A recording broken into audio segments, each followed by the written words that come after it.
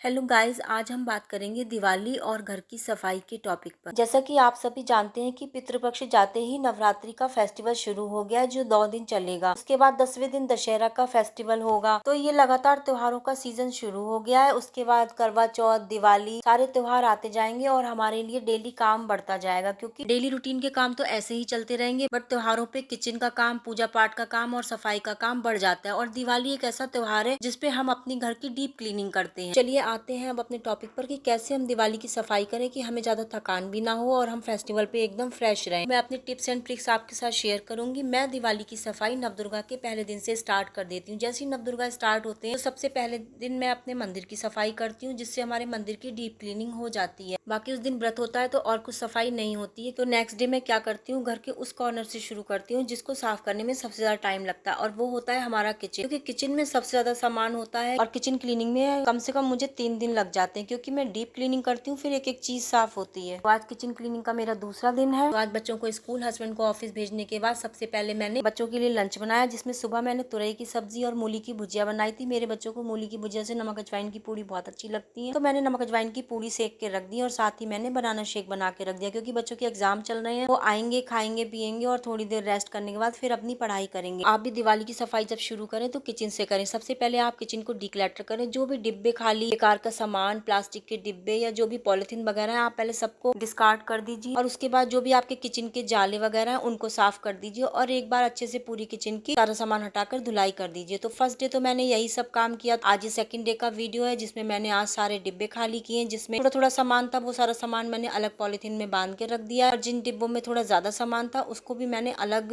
निकाल के रख दिया है। अभी सारे डिब्बों को मैं धो के धूप में सूखने रख दूंगी। उसके बाद मैं नेक्स्ट डे इनको फिर से फिल करूंगी, और जिन डिब्बों में थोड़ी थोड़ी दाल या सामान था उनको मैं पॉलिथीन में ऐसे ही छोड़ दूंगी। जब नया सामान आएगा तब मैं इन डिब्बों में भरूंगी। तो और जो थोड़ी थोड़ी दाल या जो चीजें सब डिब्बों में रखी हुई थी उनको आप ऐसी पॉलिथीन में रखा रहने दीजिए, और उसी में से निकाल के बना के यूज कर लीजिए। जब आपका नया सामान आए तब आप इसमें रिफिल करिए। किसी भी काम को करने के लिए सबसे पहली जो चीज होती है वो होती है प्लानिंग। अगर आपने प्लानिंग करके किसी काम को किया है शुरू, वो आप बहुत अच्छे से कर लेंगे और आप थकेंगे भी नहीं। तो मैं हमेशा किसी भी काम को करने से पहले प्लानिंग करती हूँ कि मुझे किस काम को कैसे करना है और कितने दिन में करना है। तो पहली टिप तो मेरी आपके लिए ये हो गई। दूसरी टिप ये है कि जब भी आप दिवाली की सफाई शुरू करें तो आप किचन से शुरू करें, क्योंकि किचन में सबसे ज्यादा टाइम लगता है। तीसरी टिप मेरी ये है कि आप जितनी अनवांटेड चीजें हैं वो सभी हटा दें, जैसे पुराने अखबार, कपड़े जिन्हें आप लंबे समय तक यूज नहीं करते हैं, पुराने डिब्बे या कुछ ऐसी चीजें जो आपको लगता है कि आप यूज करेंगे या कई कई महीने वो इसी इंतजार में रखी रहती है कि हम इन्हें यूज करेंगे। तो इन सब चीजों को आप हटा दीजिए, क्योंकि जितना आप इन सब चीजों को हटाते हैं तो एक घर में पॉजिटिव वाइब्रेशंस भी आती हैं, और कहते हैं ना कि नेगेटिविटी भी कम होती है, और आपका घर में मन भी लगता है। अच्छा, जब भी आप इस तरीके से डिब्बे या कोई भी चीज बहुत ज्यादा बल्क में धोएं तो आप इस तरीके से एक बड़ा सा टब रख लीजिए और उसी में धो धोकर इनको उल्टा करके रख जाइए। उससे क्या होता है, हमारी स्लैब पे ज्यादा पानी नहीं फैलता और ज्यादा किचन हमारा गीला भी नहीं होता है। और सब कुछ साफ करने के बाद आप सिंक को जरूर से साफ करिए, क्योंकि जितना आपका सिंक साफ होगा उतना ही आपके किचन से कॉकरोच वगैरह दूर रहेंगे। तो आज मेरी किचन की डीप क्लीनिंग हो गई। अभी डिब्बे तो और भी धुलने हैं, बट ये आज ही मैंने इतने डिब्बे धोए। अभी इन्हें सुखा के मैं कल तक इसको सामान से फिल कर दूंगी, और जो डिब्बों में नया सामान रखा जाएगा उन डिब्बों को मैं ऐसे ही खाली रख दूंगी। फिर उसके बाद मैं एक एक करके सारे रूम की क्लीनिंग शुरू करती हूँ। क्लीनिंग में मेरा सबसे पहला काम होता है कि मैं जाले साफ करूँ और जो फालतू का सामान है वो सब हटा दूँ।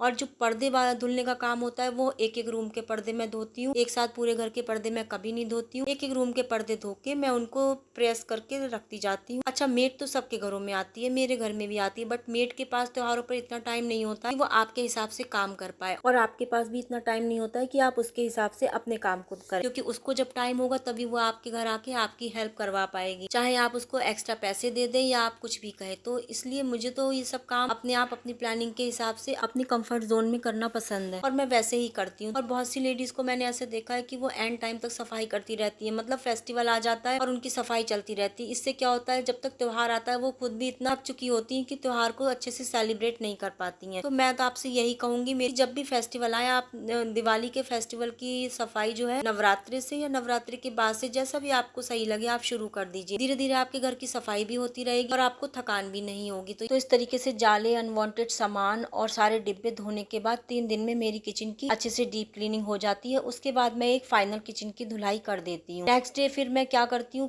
एक रूम में जाती हूँ तो उस तरीके से उस रूम को भी सबसे पहले मैं उस रूम का बेड बॉक्स खोलती हूँ, अलमारी खोलती हूँ, जो भी एक्स्ट्रा बेकार की चीजें होती हैं उनको सबको मैं डिस्कार्ड करती हूँ, जाले साफ करती हूँ। और जब सारी डीप क्लीनिंग हो जाती है तो उसके बाद मैं उस रूम की धुलाई कर देती हूँ। जिस रूम में मुझे सफाई करनी होती है उस दिन मैं उस रूम में मेड को सफाई करने के लिए मना कर देती हूँ। नेक्स्ट डे वो उस कमरे में जब आती है तो वो पोछा लगाती है। तो इस तरीके से मेरा रूम पूरा साफ हो जाता है। कर्टेन्स मैं अभी किसी भी रूम के नहीं छूती हूँ। कर्टेन्स का काम मैं सबसे बाद में करती हूँ, क्योंकि कर्टेन्स मैं दीपावली के 4-5 दिन पहले ही धोती हूँ और धनतेरस वाले दिन ही दोबारा कर्टेन्स को लगाती हूँ। तो इतने दिन पहले उतार दूंगी तो विंडो खुली रहेंगी या फिर दूसरे कर्टेन लगाने पड़ेंगे, तो वो काम मैं नहीं बढ़ाती। अच्छा, आज इतना सारा काम होने के बाद मैंने कुछ काम निपटाए थे। जैसे मैंने बच्चों का लंच बना के रख दिया था, बच्चों के लिए बनाना शेक बना के रख दिया था और थोड़ा सा दही जमा के रख दिया था कि अगर शाम को मैं बहुत थक जाऊंगी, कुछ नहीं बना पाऊंगी तो कुछ पुलाव वगैरह डाल लूंगी। तो दही बिल्कुल नहीं था। तो ये देखिए दही भी अच्छे से जम गया है और आज की मेरी क्लीनिंग भी हो गई है। सारे डिब्बे भी सूखने के लिए मैंने अब शाम के टाइम पंखे के नीचे रख दिए हैं। आगे भी फेस्टिवल की और फूड रेसिपीज आती रहेंगी, बट मैंने सोचा कि दीपावली का टाइम है तो मैं आप लोगों के साथ अपनी क्लीनिंग आइडियाज भी शेयर करूं। तो अगर आपको मेरी ये वीडियो पसंद आई हो तो प्लीज मेरे चैनल को लाइक करें, सब्सक्राइब करें और अपने आइडियाज भी कमेंट्स में शेयर करें।